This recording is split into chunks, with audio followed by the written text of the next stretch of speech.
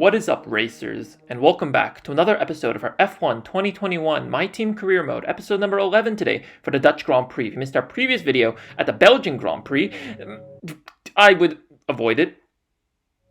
It's a terrible race. First, this actual DNF because of a stupid mistake, sloppiest race I've ever done in my entire life, and not a great start to the summer break. And we also ruined Sato's race, who was running in the top 10 until we decided to just bin it, and now his focus stats down.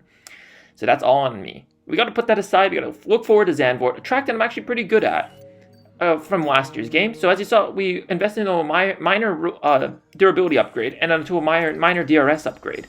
I don't exactly remember what the durability upgrade was. I'll put that and fix that in edit. Anyways, I was going to invest more in a facility, but actually next episode, that's when we're going to have to rebuy our teammate contract. So we got to save up money. We had a major issue and we got to be careful. Line earlier this and week. well, I mean, no, we're not going to get many prospects if we keep having failures. Our minor tire wear upgrade failed. Thankfully, tire wear on Zandvoort is not an issue, from what I remember. But anyways, no rain.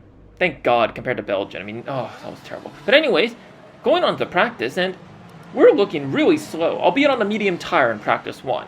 But the handling model in this year's game, just for some reason, it wasn't clicking with me in comparison to last year's game with Zandvoort. Zandvoort actually did pretty well. Like, we were leading in an Alfa Romeo in that race, in a wet race actually, so to make things even more difficult. But suddenly, we're looking on the back foot. I mean, we barely got out of the bottom 5, yeah, not great.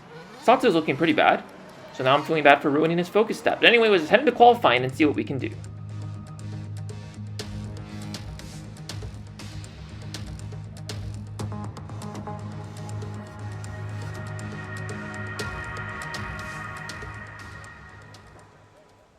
And here we are into qualifying for the Dutch Grand Prix. And I forgot to show my setup.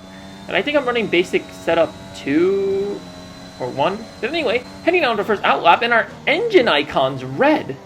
So that gave me a minor heart attack. I mean, I thought, what did the durability just fail about me knowing? But, like, I'm really worried at this point, because we're losing power. And I go back and I realize I haven't switched my practice engine out. So we're running worn components for practice, because we don't want to wear out the engine components we have left.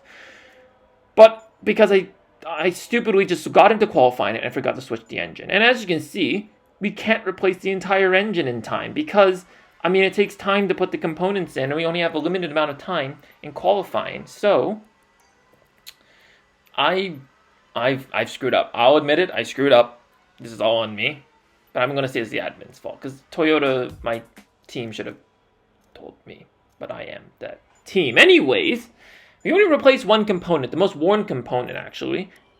And then we decided to replace the turbocharger as well, because those are the main power outputs for this. And well, we exit the garage of about a minute or so left in practice, so I'm going to drive out, because at least this way I stand a chance. I find when you drive out of the pit lane rather than just setting the flying lap, it takes a long time. As you can see, grid penalty, so we'll be last anyway, so really there's no point in me sitting in a qualifying lap. But with low race fuel and on soft tires, I'm just going to see how I compare to the rest of the field. Everyone set their tire, everyone set their flying laps already. The track's weathered in, track evolutions occurred, so let's see what we can do. We're going to go on a flying lap of the Dutch Grand Prix and show you how to take this track. Diving into Tarzan Corner, turn 1, great spot for overtaking. And in the real life Dutch Grand Prix, the outside line is actually the best line because of all the banking. Through turn 2, into the severely banked corner, tight corner of turn 3. You can go on the outside line. In fact, again in the Dutch Grand Prix, the outside line on the upper part was the best. Through the flowing sections of turns 5 through 6, great flow through there. But this is the problem I was facing into turn 7. It's a medium speed corner, but for some reason I couldn't get the braking point right, so I just naturally understeered, and that's going to be a problem in the race. As you can see, my engine is still smoking because there are still some really worn components. Understeering through turn 8 into turn 9 now. Sorry, that was turn 9 back there. This is turn 10 onto the first DRS zone, heading into the chicanes of turns 11 and 12. Important to get the braking point perfect here. You can overtake, as Sergio Perez demonstrated in the real life Grand Prix, but there's a gravel trap over that really high curve, which could really ruin your race. Into turn 13 now. Great apex, and here we go, the banking of turn 14. If you get this just right, the overspeed, if you get a great exit, really sets you up for this final DRS zone, down the start-finish straight, across the line. Let's see where we end up, and, well, we suddenly become George Russell. Not in our times, though. P20, and Sato actually beats us. Like, look at him. He's less than a tenth from making it to Q2. If he made it to Q2, I mean, that would be karma from Belgium, let's be honest. But we've got a lot of work ahead of us. I mean, we're going to take a full new engine, which means that we're going to be sent to the back of the grid anyways. But it's going to be hard. And Zandvoort is a track that's difficult to overtake around. So, yep, all the odds are against us. Not a great way to come back from the summer break. A lot of mistakes on my end. And a lot of mistakes on Toyota's end. But anyway, let's put that aside. We've got pace. Let's head into the race and see what we can do. For years, the passionate Dutch fans have been easy to find trackside at races across Europe and throughout the world. Now, at long last, they have a Grand Prix to call their own. It's a warm welcome once again to all of our viewers in the Netherlands and around the globe as we get underway for the Dutch Grand Prix. A lap of this short 2.6 mile Zandvoort circuit features 14 corners, 10 to the right and 4 to the left. The main straight is 678 metres long and heads into turn 1, the Tarzan corner. With DRS down the main straight into the braking zone, that could be the best overtaking opportunity on the track. And I'm joined once again by Anthony Davidson to bring you the lowdown for today's race. Let's start with Aston Martin. What do you make of their performance so far this season? Well, the atmosphere within that team seems very positive at the moment. Everyone seems like they're in great spirits and having a lot of fun doing what they do, and that's definitely contributed to the performances we've seen. Before we begin, let's take a quick look at the grid lineup for today's race. Lewis Hamilton lines up on pole position, and it's Valtteri Bottas that completes the front row. Looking at the rest of today's grid, we have Ricciardo, Norris, Charles Leclerc and Verstappen, Perez, Sainz, Stroll and Pierre Gasly, Tsunoda, Raikkonen, Esteban Ocon and Giovinazzi, Russell, Vettel, they've taken a grid penalty, Nikita Mazepin and Nicholas Latifi. Fernando Alonso, they'll be starting further back after an earlier grid penalty. Sato, Mick Schumacher and the engineer. And with preparations almost complete, let's head down to the track. All right. Well, here we are. No word from Jeff because he's probably mad at us for performing so terribly in the last 2 races, and I can't blame him. But anyway, we'll get on to strategy. I mean, there were grid penalties at the grid. Sato actually got a grid penalty as well. He's starting right ahead of us, P20, in terms of like where we are on the grid. But nothing really changed for us because the grid penalty we had. We're going to go into a medium hard strategy because I'm going to see if I can overcut the guys ahead of us on track. And we'll be able to clear the slower cars, but let's see what we can do around Zandvoort. I'm still feeling confident. We've got a good flow around from F1 2020. But here we go to 5 red lights for the Dutch Grand Prix. Trying to fix our mistakes from last race. It's lights out and away we go. And it's a pretty decent start. We're side by side with Schumacher. Sato tries to go down the inside, but Latifi covers him off. Going into the Tarzan corner. We are a little conservative on the brakes. I don't want to lock up, as Sato did, right between the Haas and the Williams. We're back down into last place. Taking it conservatively. We don't want to lose the race in turn 1. Yellow flags ahead. And that's a McLaren. That's a Lando Norris on the side of the track. We dive on the inside of turn 3, but forgetting that there are yellow flags in the sector. So we have to give the place back to our teammate. But somehow we were able to pass the Williams and the Haas. I'm not sure exactly how that occurred, but that was a great start. Obviously, I mean, starting from the back, it's better to be clean, because when mistakes like what happened up front happen, you can make up some places. And here we go. As you can see, very conservative. I mean, it was 3 wide. Where was he supposed to go? All the parts of the track were covered up. But look at Lando. And oh, that is Valtteri Bottas just punts him aside. Lando, oh, he's not going to be happy with that at all. I mean, it was 3 wide again. I mean, he's around Zandvoort. 3 wide is not the best strategy, but let's look at the replays. As you can see, he dives on the inside of Valtteri Bottas. Bottas is in a McLaren sandwich right now. And, well, look at him. He's got nowhere else to go. And Lando, he's a little early on the brakes, as you can see, as he gets punted by the rear right wheel. And he mounts the curb a bit, so he's already a little unsettled. But, yeah, I mean, a racing incident, I think. I mean, you can find on both sides there were definitely causes. What the f*** is this doing? Of course, Lando doesn't see it that way, but I think it was 50-50 in terms of the blame. That's what I meant to say. But Lando's got a really hard race to come back from P20. Let's see what we can do. But anyway, heading out of the last banked corner of turn 14, great run. We don't even need DRS. Slipstream that past Sato. We're going to see if we can get Mazepin as well as slow. We dive into Tarzan corner. This is what you do when you're not 3 wide. And a great move. We go a little deep, but because the outside line is so powerful around Zandvoort, we're able to get the move done. That's a beautiful move. And now we're closing up to Fernando Alonso, who's on the hard tire, so we have the tire advantage. Here we go. Great run out of turn 14. Again, he defends the inside. He slipped into a slipstream. We're going to go around the outside of Fernando Alonso, taking the line that he took during the real-life Dutch Grand Prix. And that's a beautiful move around the Alpine, but the Alpine's still alongside us. We go into turn 2. I'm not going to try and pull a Valtteri on Alonso, but we give him the space. And, well, I mean, all the time you got to leave it the space, and we get the move done. Great work. But soon after, turn 7, again, missing my braking point, understeering, and Alonso just gets by us of ease. A little close for comfort, but you see that's a problem. I mean, I don't know what it is. Maybe it's something with the controller again, like kind of similar to Monaco, where it's near impossible to drive on a controller, but like I just can't get the braking point right. Like I don't have the turn radius I have. But great move point of Sergio Perez dive bomb with the help of DRS, and that was a beautiful move down the inside. And of course, not forcing him on the gravel. And Gio, our former teammate, the guy who, well, I mean, we ruined his race in Britain, and well, he ruined our race in Belgium. So we get the little move done on him. A little bit of a history between us. Of course, now he's no longer in Formula 1, so yeah. Excited to see what Joe can do. But anyways, I'm getting off topic. Gio pulls a bit of a dive alongside us into turn 3, but we close the door, and here we go through turns 4 and 5, turns 4 to 6. Oh, I can't speak. Beautiful flow, but again, brake a little earlier, and I just can't get this corner right. It's like cops around Silverstone. The understeer is ridiculous, and Gio just gets by us real easily. But with DRS, even if Giovinazzi DRS, we deploy some ERS, and that's a beautiful slipstream again. Diving around the outside of Tarzan corner, nailing it beautifully. Going a little bit wider than usual. Oh! Speaking of ruining Giovanazzi's race, Green flag. I go ahead and ruin his again. So the score is 2-1 me. Not a great history considering this was our former teammate, but as you can see, going through this corner... Oh, he hits Lando. Oh my...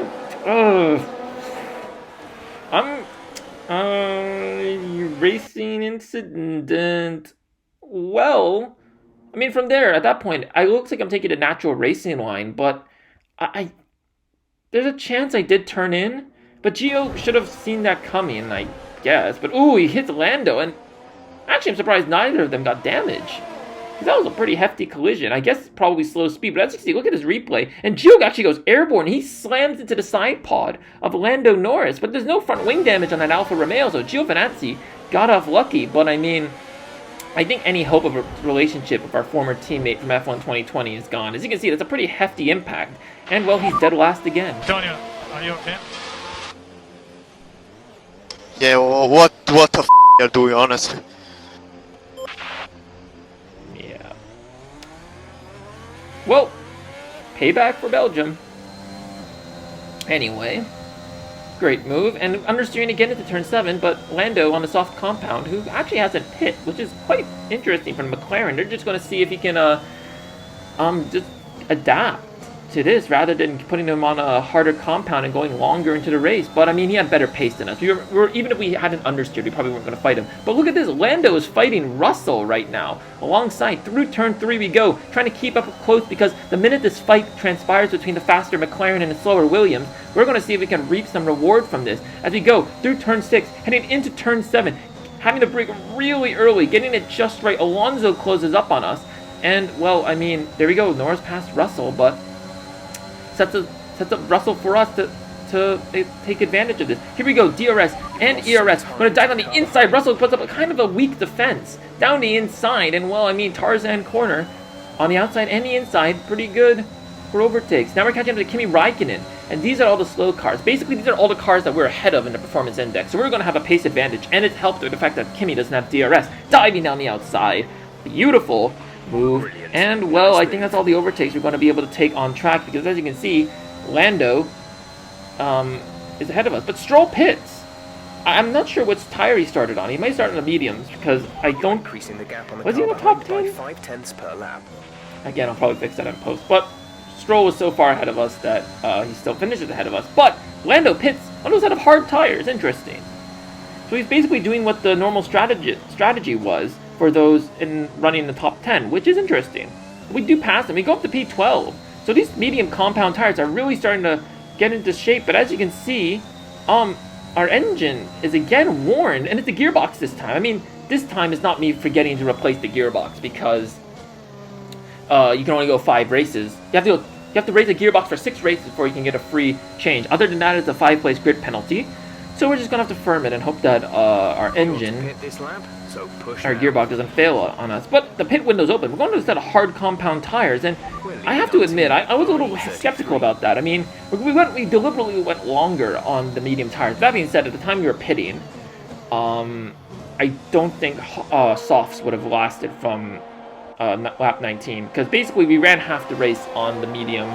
Sorry, we ran half the race on the medium compound, so soft would not have been able to last that long. So we're going to set of hard tires, and well, we have quite a gap to Mazepin, and we slot back into P17. So this is pretty good, I do have to say. And Zandvoort is a pretty short pit lane, so it is helpful for us.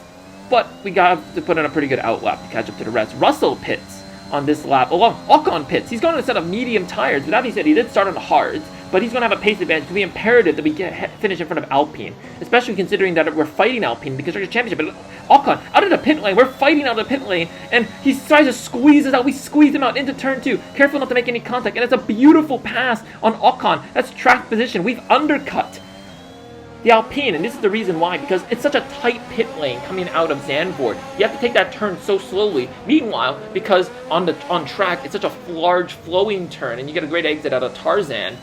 I mean, advantage whoever's out on track. So the undercut is powerful on Zandvoort, something to keep in mind. But Ocon's out, so he just slapped on the tires, and his engine failed on him. That's great for us in the championship.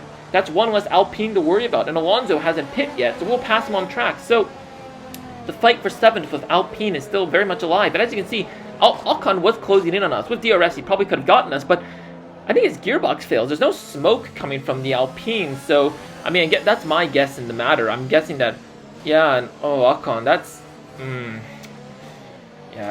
sad. And I mean, his frustration, he just casually takes up the DRS board.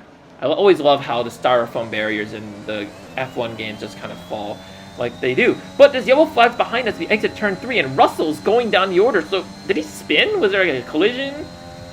I wish I knew. But purple first sector. So these hard tires are already starting to rubber in, which is strange considering how overcast it is right now. You'd think the track temperatures would be cooler, and we wouldn't be able to get this done. But as he crossed the line, pretty good results.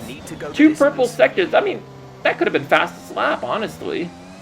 And considering we're in the Toyota, fastest lap is quite the achievement. But anyways, the cloud's starting to clear up. Alonso and Raikkonen pits. We're going to pass the Alpine on track. But as you can see, Gasly pit ahead. I think he was on medium compound. Alonso's on the softs. Alonso's on soft compound tires. So he's stretched his tires on, so he's going to go to the end. And that's a problem for us. I mean, soft compound tires to hard compound. Even a Williams will be faster than anyone on soft compound tires. So we've got to basically push these hards. There's no tire conservation now. With 10 laps left, those soft tires are going to catch up to us at a rate of not. Alonso's 10 seconds behind, but a lap later, he's cut the deficit down by 2 seconds. And as the laps roll on, he's cutting out a second a lap, approximately a few tenths. We're able to gain some time back, but Alonso's definitely tire saving.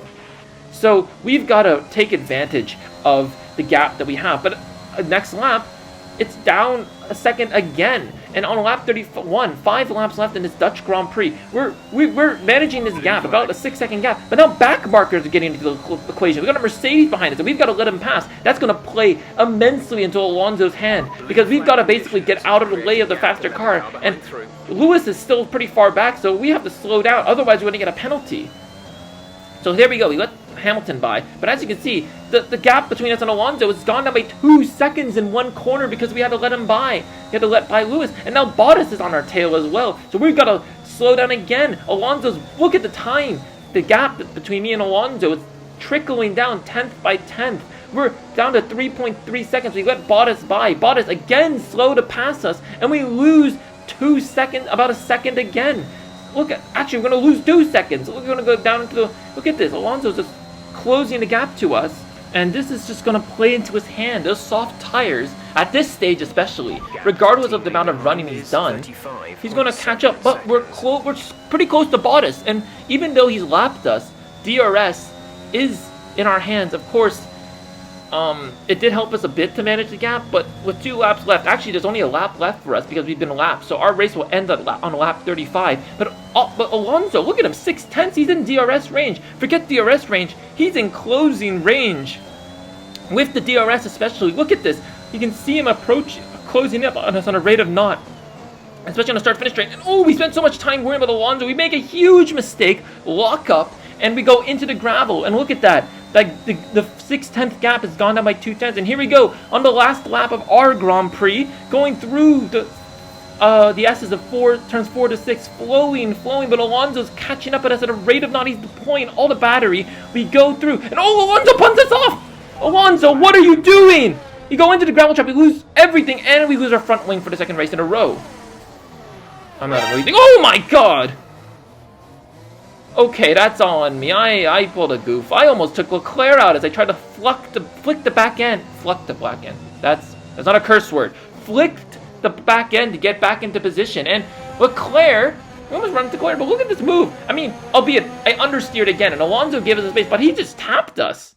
I didn't particularly think I was turning. Look at it, like Alonso's turning into the corner, and I'm not. I try to give him as much space as I can, but Alonso, come on, man! All the time you have to leave it the space. I mean, okay, maybe I could have given him a little more space, but I mean, for the second race in a row, we lose our front wing because going on that gravel, especially on worn hard tires, isn't helpful for us. But oh my god, I mean, the slow-mo really slows it down and lets us see just how dangerous that was. But look at full speed as he flicked back on. Oh, Leclerc had to mount the curb. That's a joke. That's a joke. Yeah, sorry, Leclerc. I almost took him out. Thankfully, though, I mean, Zandvoort, you need downforce, but at least our race is over. Lewis Hamilton wins the Dutch Grand Prix. That's 2 races in a row he's won in the last 2, ever since the summer break. So he's starting to mount his championship fight up again after a DNF in Hungary and some questionable results. We had let Sainz by because they're so slow on that banked curve, but in the end, not a great result for us. Was it P15? P14? Doesn't really matter. We didn't get points. Thankfully, Alonso wasn't able to get any points. So our fight with Alpine is still strong. And we get driver today, so there's some consolation in this Dutch Grand Prix. That's it for another Grand Prix and a fantastic win for Mercedes. Anthony Davidson, a resounding victory today. What set them apart from the rest? Well, I honestly feel it was down to the driver and car today. I mean, we can talk driver skill all day, but if you don't have a solid team to back that, you're never going to get anywhere. When you hit that sweet spot of having both an excellent driver and an incredible car, that's when you see results like those we witnessed today. Mercedes are on top form once again after an excellent race weekend. It's great to see them up on that podium once again. And there we go, Hamilton taking it. Hometown Max Verstappen didn't even make the podium, which is strange considering that Red Bull went very well around here. Of course, this build of the game was before any performance updates, so Mercedes was still the top team. But this is the exact same podium from Belgium. Hamilton first, Bottas second, and Daniel Ricciardo third. So Hamilton's bounced back from the summer break, and Ricciardo has as well, which is actually a parallel to real life. But as you can see, okay, P15.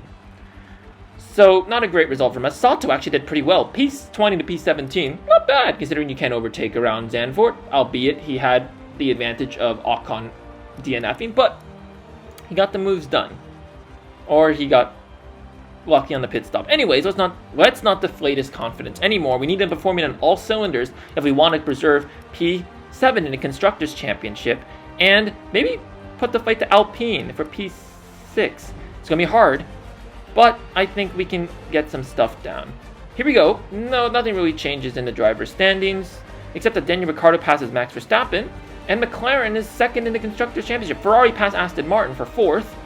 But our fight is still strong with Alpine. But with that DNF result, I mean, they haven't really been taking advantage of our woes. I mean, actually, they did in Belgium.